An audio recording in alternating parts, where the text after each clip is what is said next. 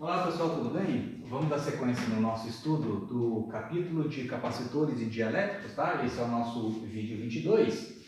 E antes da gente prosseguir, pessoal, no conteúdo, eu queria voltar na segunda parte do vídeo anterior, que foi o vídeo 21, onde a gente deduziu uma expressão para a energia potencial elétrica acumulada num capacitor, tá legal? A gente chegou numa expressão geral e eu quero refazer, né, ou discutir novamente alguns detalhes daquela dedução que não ficou 100% rigoroso, e aí eu queria então incrementar aquelas discussões do vídeo anterior, tá? Agora de uma forma um pouco mais rigorosa, relembrar alguns conceitos básicos, né, e aí sim aplicar isso para o que a gente precisa. Como eu já falei com vocês, né, o objetivo básico de um capacitor é acumular cargas e, consequentemente, energia potencial elétrica, né, nas suas placas, né, numa determinada parte lá de um circuito elétrico. E essa energia potencial acumulada vai ser utilizada para fazer algum acionamento de algum dispositivo útil lá no seu circuito. Tá? Então a pergunta é o seguinte: quanto de energia para uma dada quantidade, para uma dada geometria de capacitor, para uma dada quantidade de cargas acumuladas nas suas placas, quanto de energia eu tenho acumulado nesse sistema? Tá? Quanto de energia potencial eu tenho acumulado nesse capacitor? Tá? Então, para fazer isso, gente, a ideia aqui é o seguinte, né? Só relembrando aqui rapidinho. Qual que é a ideia? Você tem dois eletrodos, tá? No caso aqui, vamos representar esse capacitor, para fazer esse estudo, né? Vamos utilizar o capacitor mais simples de ser descrito, né, quantitativamente, que é o capacitor de placas paralelas. Então, inicialmente, você tem lá dois eletrodos, duas chapas não eletrizadas, a uma certa distância entre elas. Aí você conecta essas duas placas numa bateria. O que essa bateria vai fazer? Vai começar a remover elétrons da placa de cima e depositar na placa de baixo. Né? Então ela vai transferindo cargas de cima para baixo. Né? Retira elétrons da placa de cima, então ela fica positivamente eletrizada, e deposita elétrons na placa de baixo. Né? Só que para fazer esse processo não é espontâneo, né? Porque os elétrons não querem sair dessa placa, eles querem ficar nela. Né? Ela está eletrizada positivamente, né? Então eles não querem sair daqui. Para sair daqui e vir para cá, eu preciso de um agente externo. Quem que é esse agente externo? Uma bateria. Né? Ela retira elétrons dessa placa, realiza um trabalho sobre as cargas e deposita essas cargas no polo, no eletrodo negativo. Tá? Aí, por uma questão de conveniência, eu falei isso no outro vídeo, né? Como os elétrons têm carga negativa, e às vezes é meio chato ficar trabalhando com carga negativa por conta do sinal, né? Por conveniência, a gente trabalha com o caminho contrário do que é o natural. Né? Ao invés de retirar elétrons de cima para baixo, vamos supor que eu estou retirando prótons, né? Eu estou retirando cargas positivas daqui para cá. Tá? Para simplificar os cálculos, em termos de energia em termos de processo de eletrização, né? A situação é análoga. Né? A situação real é o movimento de elétrons, são os portadores de carga que têm liberdade para se movimentar, são os elétrons, né? Mas digamos que para efeito de cálculo, são as cargas positivas que estão se movimentando. É o que a gente chama de sentido convencional de movimento das cargas. Tá? Então, fazendo essa analogia mecânica aqui, né? Como se uma pessoa estivesse pegando uma caixinha cheia de cargas positivas e trazendo de baixo para cima. Só que esse processo exige a realização de um trabalho. Quem faz esse trabalho? A bateria. Né? E tudo que a bateria realiza de trabalho para gerar essa distribuição de cargas, vai ficar acumulado na forma de energia potencial elétrica. E o que eu quero saber, o que eu quero calcular, é uma fórmula para essa energia potencial. Tá? Então, antes de fazer esse tratamento, né, vamos relembrar aqui algumas definições básicas. Isso aqui que ficou faltando no vídeo anterior, tá? Uma discussão um pouco mais detalhada. Você tem aqui um conjunto de cargas positivas, né, um eletrodo positivo de um capacitor e um eletrodo negativo, igual esse aqui, só que de uma forma mais genérica. E aí, esses eletrodos estabelecem, né, um campo elétrico no espaço aqui ao redor deles e entre eles. Né? E aí, digamos que eu quero pegar uma carga de prova positiva, tá? E eu quero deslocar essa carga de prova do ponto A, que está aqui pertinho do eletrodo negativo, até o ponto B, que está aqui perto do eletrodo positivo. Então, eu quero deslocar essa carga do menor potencial para o maior potencial. Isso não é um processo espontâneo, né? Porque o tempo todo essa carga sofre ação da força elétrica. É uma força que atua para cá nesse exemplo. Se eu quero trazer essa carga Q0 daqui para cá, eu tenho que lutar contra esse campo elétrico. Então eu preciso fazer um trabalho. O agente externo aqui, no caso eu, né, que estou trazendo essa carga, eu tenho que fazer um trabalho. Né? Consequentemente, quando eu desloco essa carga daqui para cá, eu tenho uma mudança na energia potencial do sistema, porque eu estou fazendo trabalho. Né? Então, relembrando, definição ou relação entre potencial e energia potencial elétrica. Potencial elétrico no ponto A é a energia potencial associada ao ponto A, ou seja, a energia potencial acumulada no meu sistema quando essa carga está no ponto A, por unidade de carga. Potencial no ponto B é a energia potencial associada ao ponto B por unidade de carga. Né? Então, o que é energia potencial acumulada no meu sistema, ou energia potencial associada ao ponto A? É Q0VA. A energia no ponto B é Q0VB. Né? Então, quando eu trago essa carga daqui para cá, fazendo um trabalho sobre ela, eu vou ter uma variação na energia potencial. Qual variação é essa? Ué, ΔU é energia em B menos energia em A, energia potencial. O B menos o A. Se você faz aqui, ó, esse cara, Q0VB, menos esse cara, Q0VA, você vai ter o resultado é o quê? Q0, carga de prova, né? Vezes a diferença de potencial entre os pontos B e A. Né? Nesse caso aqui, ó, como energia no ponto B, ou melhor, né? Como esse VAB é VB menos VA. VB menos VA. Né? É a diferença de potencial entre os pontos B e A. Como o ponto B está mais próximo das cargas positivas, então ele está submetido a um maior potencial. Né? E essas cargas aqui, esse ponto A, está submetido a um potencial menor, está pertinho das cargas negativas. Né? Então, VB menos VA é um número positivo. Então, você vê que quando eu desloco essa carga Q0 daqui para cá, o meu sistema adquire energia potencial, tem um ganho de energia potencial igual a Q0VAB. Né? Então, se eu estiver trazendo, se eu estiver deslocando uma carga de prova infinitesimal, BQ, né? Ao invés de usar uma carga de prova Q0, eu vou usar um BQ, uma carga infinitesimal, que eu quero trazer daqui para cá. Tá?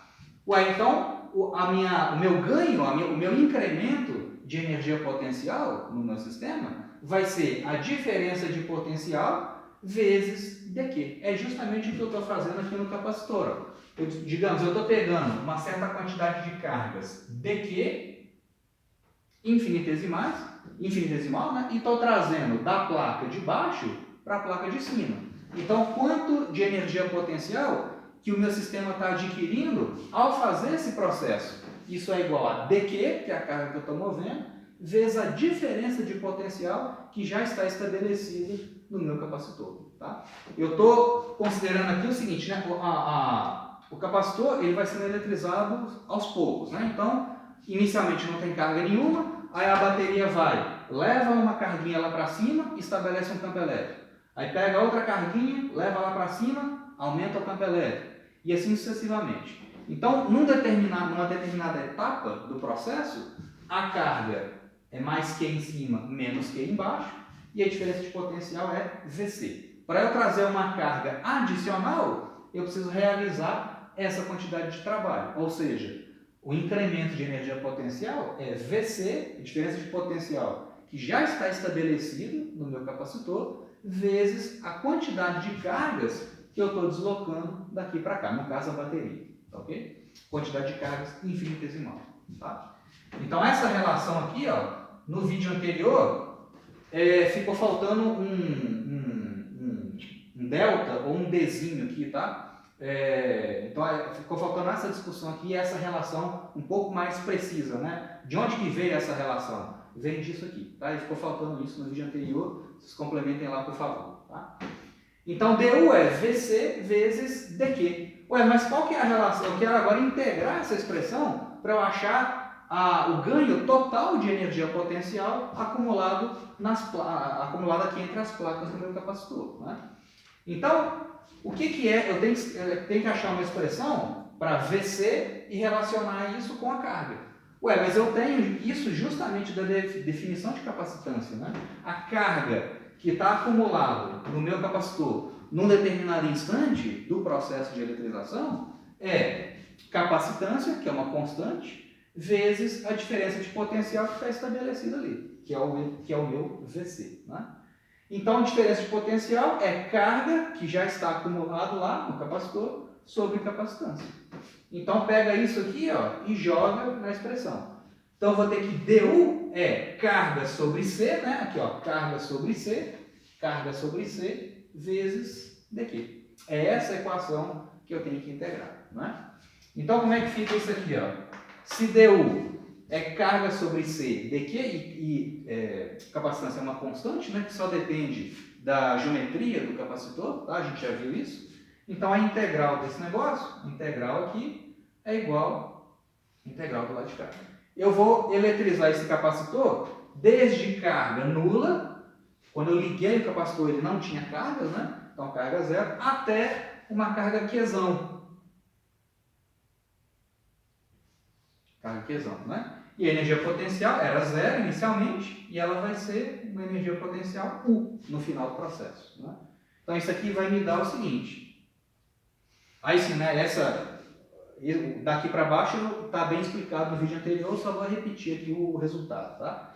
Então, eu vou ter que a energia potencial acumulada no meu sistema, né? Ou seja, energia potencial elétrica acumulada no capacitor é integral de Q dQ vai dar Q ao quadrado sobre 2, né? Então, na verdade, Qzão ao quadrado sobre 2 e já tem o C da capacitância lá embaixo.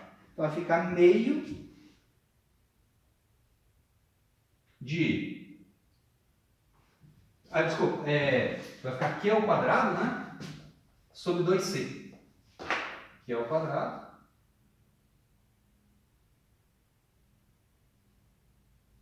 Q ao quadrado sobre 2C.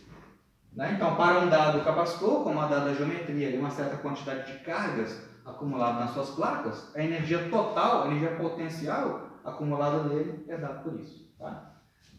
Então, essa é uma expressão. E a outra, que a gente já tinha visto, né? Usando essa relação, ó, usando que Qzão é capacitância vezes a diferença de potencial entre as placas, né? Ou seja, depois que ele está totalmente eletrizado com carga Qzão, a capacitância dele é constante, a diferença de potencial final é VC. Né? Então eu posso reescrever essa expressão em termos do VC. Então isso aqui é a mesma coisa que U igual 1 sobre 2C vezes Q ao quadrado. Mas Q ao quadrado é C ao quadrado VC ao quadrado.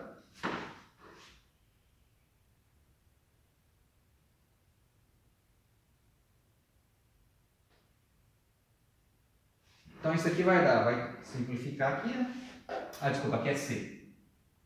Capacitância. Então vai simplificar a capacitância aqui, ó. Vai dar que a energia potencial também pode ser escrita na forma meio de CV2.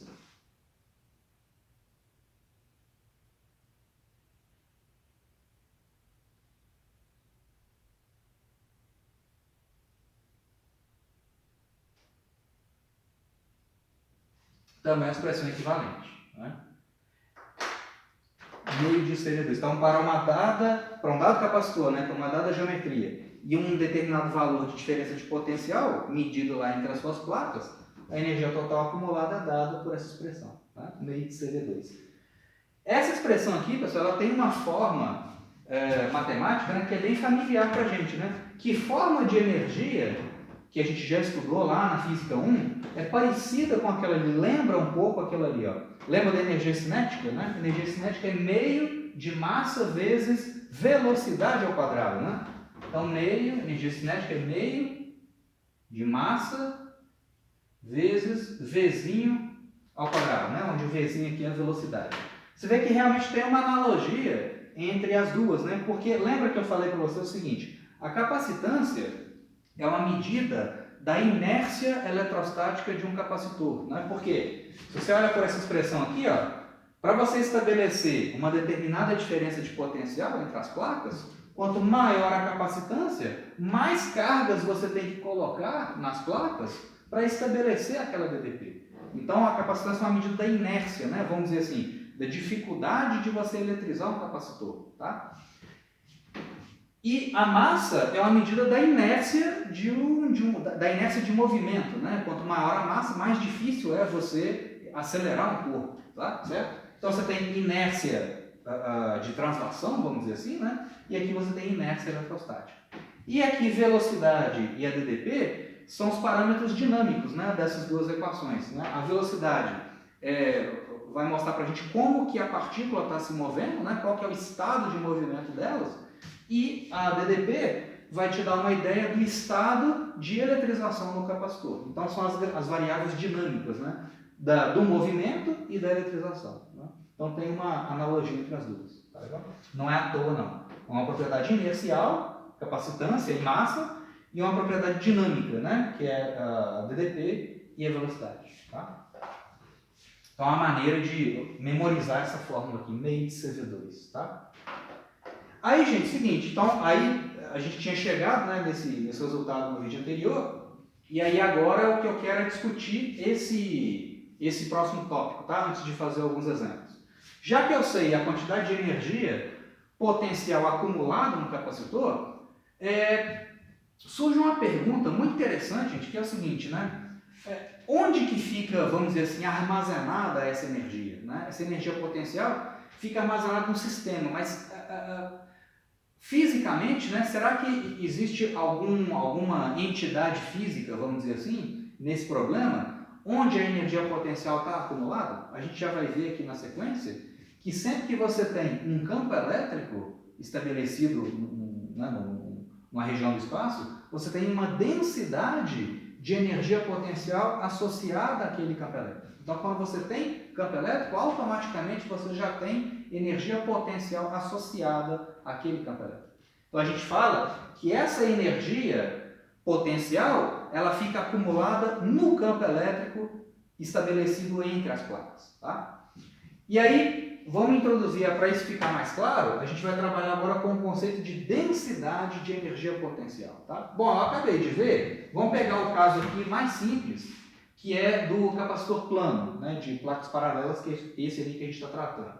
Então a gente sabe que o campo elétrico é uniforme, né, e a intensidade do campo elétrico, a gente já viu, nesse caso, usando a lei de Gauss, tá? A intensidade do campo é sigma sobre epsilon zero. O que é sigma? É carga acumulada em cada uma das placas dividido pela área das placas, né? Esse sigma, isso aqui é carga sobre epsilon zero área. Qzão, né, é a carga acumulada em cada uma das placas, o módulo, né, da carga acumulado em cada placa, e azinha é a área é a área das placas, tá legal? Então esse resultado aqui a gente já viu pela lei de Gauss. Então supondo que você tenha um capacitor plano de placas paralelas com campo elétrico uniforme, né, lá no BID, e separado por uma distância x, tá? A distância entre as placas. Bom, a gente acabou de ver que a energia potencial acumulada nesse sistema é meio de CV2, né? Aquele resultado ali, meio de CV2. Então, o que a gente entende como sendo densidade de energia? É simplesmente a quantidade de energia potencial por unidade de volume. Então, energia por volume. Então, esse Uzinho, né, esse U minúsculo, é energia potencial dividido pelo volume do meu sistema. Tá? Então, nesse caso, vai ser o que é a densidade? É a energia total dividido pelo volume entre as placas. O que é o volume entre as placas? Vai ser a área delas, né? Essa áreazinha aqui, achurada, vezes a altura.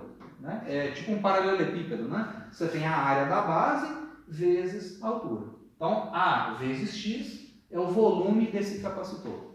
Aqui, gente, é claro que eu estou desprezando aqueles efeitos de borda do campo elétrico. Tá? Estou desprezando a contribuição daquilo para o cálculo, né, da densidade de energia. Tá legal? Então, eu estou considerando que essas placas são muito grandes em comparação com a separação entre elas. E o campo é sempre uniforme. Tá? Então, a densidade de energia é 1 sobre A vezes X. Então, vai ser 1 sobre A vezes X, já está aqui. Energia potencial vai ser meio, está aqui. Capacitância de um capacitor de placas paralelas é epsilon zero a A sobre X. A gente já fez esse cálculo nos vídeos anteriores. Foi o primeiro exemplo, né, de cálculo de capacitância que a gente fez. Então isso aqui, a capacitância está aqui. A diferença de potencial, eu vou relacionar ela com o campo elétrico, tá? Lembrando que esse campo elétrico é uniforme. A gente já viu também que sempre que o campo elétrico é uniforme e eu quero achar a diferença de potencial entre dois pontos, eu sei o seguinte, que a diferença de potencial, nesse caso aqui, né, entre as placas, é campo elétrico vezes a separação entre elas, tá? Então, na verdade, assim, né, a DDP, a gente sabe, né, a rigor, a DDP entre dois pontos, né, VC é menos integral de E escalar dl, desde a placa negativa até a placa positiva. Essa é a diferença de potencial entre a placa mais e a placa menos, né? Mas fazendo esse cálculo, a gente já fez isso em outros vídeos, né? Eu vou chegar naquela relação ali, ó, que a DDP num capacitor plano, VC é intensidade do campo vezes separação entre elas, a distância entre elas, tá? Então, jogando isso aqui, ó, eu vou ter VC ao quadrado E vezes X ao quadrado, tá? Então, como é que fica ali aquela expressão? A densidade de energia é meio de ε0A sobre x, está aqui, AX está aqui, E ao quadrado, X ao quadrado, está aqui. Então, simplificando essas coisas, como é que vai ficar? Aqui vai ficar x vezes x, x ao quadrado, vai cortar com o de cima. Então, esse aqui corta, cortou, né? A área vai cortar também. Então, eu vou ter que a densidade de energia potencial elétrica é meio de ε0 vezes a intensidade do campo que está estabelecido ali, elevado ao quadrado. Tá? Ou seja, para um dado campo elétrico, existe energia potencial associada a ele, energia potencial elétrica associada a ele. Tá? Esse resultado aqui, pessoal, essa demonstração que eu fiz um caso particular, né, simples, que é o caso do capacitor de placas paralelas, mas esse resultado é absolutamente geral. Existe uma demonstração mais geral, né, para isso, que comprova, né, a validade dessa equação, mas a gente não vai fazer aqui, tá? Aqui no nosso curso. Então, eu já vou enunciar isso para vocês, né, que a densidade de energia potencial elétrica assume aquela forma. Meio de ε0 é ao quadrado em qualquer situação. Tá?